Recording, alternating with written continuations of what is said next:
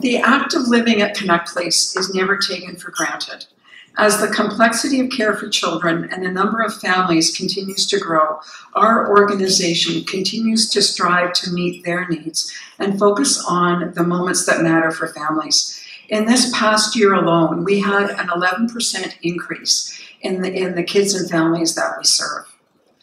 And that means that we have more nurses and more physicians on staff who manage very complex medication regimes, who look after children who have trachs and are ventilated, central lines for medication administration, and feeding tubes, all in the daily care of infants, children, and teens.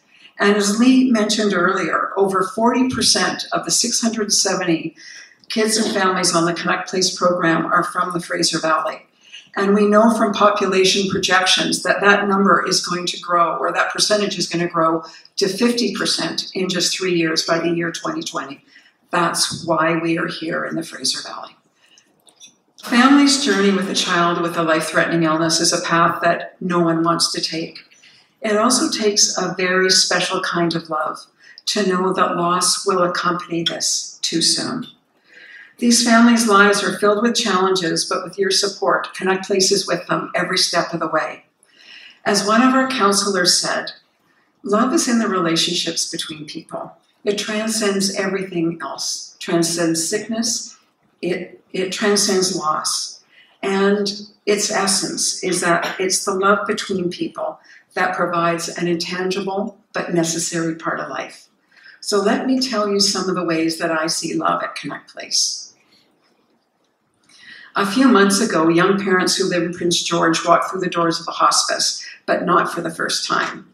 Just under 2 years ago, their son was born with a rare condition, and they knew that at the time of his birth.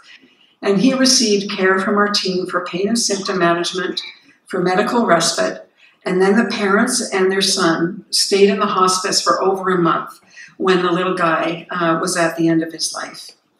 And when they came in a while ago, the parents had just completed about a year of bereavement counseling from Canuck Place.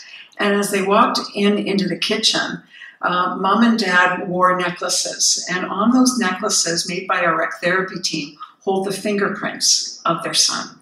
And they wear these necklaces every day proudly as a timeless tribute to his short life.